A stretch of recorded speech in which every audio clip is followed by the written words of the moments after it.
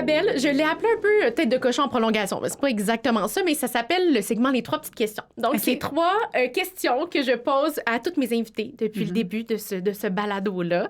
Et c'est un peu pas pour remettre en contexte, mais pour comprendre l'essence de chacune des têtes de cochon. Fait que c'est toutes les 3 mêmes questions, mais c'est le fun d'avoir les différents points de vue. Alors, la première question va comme suit. Qu'est-ce qui fait de toi une tête de cochon, selon toi, Isabelle?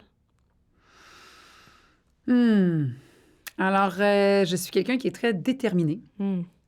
Quand j'ai une idée dans la tête, c'est parce que j'ai vu que c'était possible et il faut vraiment se lever de bonne heure pour me faire comprendre que c'est pas possible.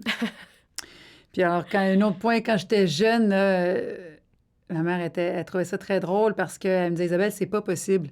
Alors, moi, je disais, oui, c'est cible. Parce que tu avais impossible. Alors, pour moi, le mot cible, c'était que tout était possible.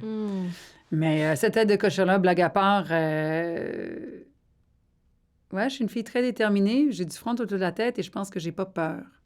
Alors, entre ne pas avoir peur, oser, foncer, cette détermination-là, ouais, bonne chance si c'est pas... Il faut vraiment que je comprenne clairement que c'est pas possible.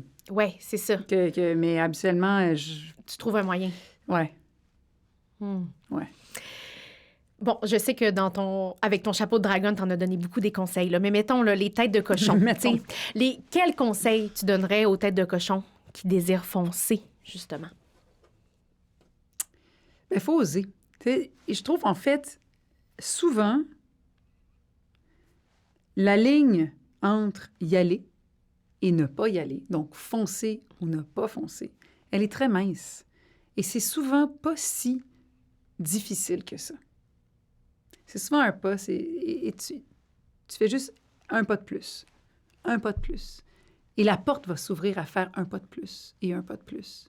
Alors, c'est pas tant de « je révolutionne, je défonce des portes ». C'est souvent un pas de plus. Tu analyses ton projet. Oui, mais as-tu pensé ça? Oui, mais attends, je vais regarder. Tu te dis pas, OK, mais j'attends, je vais parler à quelqu'un d'autre. Peut-être cette personne-là. Oh, attends, je vais essayer là. Et à force de faire ce tour-là du bord du problème que tu es... À force d'avoir des non, éventuellement, il y a un oui. Hein? On va le dire souvent, là, tu sais, t'es à 90% de fait, puis tu as 10% jusqu'à temps que ça débloque. Si tu savais que tu étais à 90%, est-ce que tu arrêterais? Non, il te reste juste 10. Fait que, tu sais, c'est souvent cette détermination-là, cette résilience, cette curiosité intellectuelle, cette façon d'essayer de voir si tu n'as pas d'autres solutions, de le tourner différente et de dire, bien, finalement, OK, ça marche. Peut-être que c'est ce chemin-là qu'il faut prendre. On va aller, mais on veut se rendre là. Donc, le chemin n'est jamais linéaire. Il est souvent très sinueux, mais c'est d'avoir cette détermination, cette résilience, cette curiosité, d'essayer de le faire et juste de ne pas lâcher l'objectif. Genre, je prends des notes même pour moi-même. J'adore! Comme une consultation privée, là, oui, présentement. c'est ça. Je fais des blagues. On a moins parlé de la suite, mais cette question-là va nous permettre d'ouvrir vers le futur. Qu'est-ce que ta tête de cochon souhaite réaliser d'ici 10 ans? Il y a quand même des beaux projets. Oui, il y en a quand même des beaux projets. Alors, écoute, on a une belle équipe, je pense, en place. On a quand même des défis d'infrastructure. Oui. Alors, je pense que ça, c'en est un que je vais vouloir regarder. D'ici 10 ans, là, on aimerait ça qu'il se passe quelque chose à ce niveau-là. Ça serait important pour la communauté, pour nos villes, pour nos jeunes.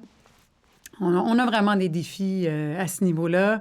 J'aimerais que le mouvement soit vraiment ancré, d'avoir un fan engagement, fan base de malade mental qui est beau, engagé, propulsé, culturel, tu sais, qu'on fasse vraiment un avec cette communauté à grande échelle. Alors ça aussi, ça fait partie des grandes ambitions. Puis après, je me souhaite aussi un autre projet qui sort de la boîte. Je te le souhaite tellement. Oui, fait qu'il y a déjà des petites idées, mais on verra. Mais définitivement, toujours ce côté créatif qui m'habite, que j'adore créer. Je trouve qu'il y a tellement quelque chose de beau dans ça. Alors, je me souhaite un autre projet dans la créativité. Bien, moi, je terminerais avec une de tes phrases préférées, que c'est l'accumulation des petits bonheurs qui crée le grand bonheur. Tellement. Mais ça a été tellement un bonheur d'être avec toi. Moi, c'est mon petit bonheur de la journée, c'est cette rencontre-là. Merci tellement, ça me Isabelle. fait grand plaisir. Merci à toi.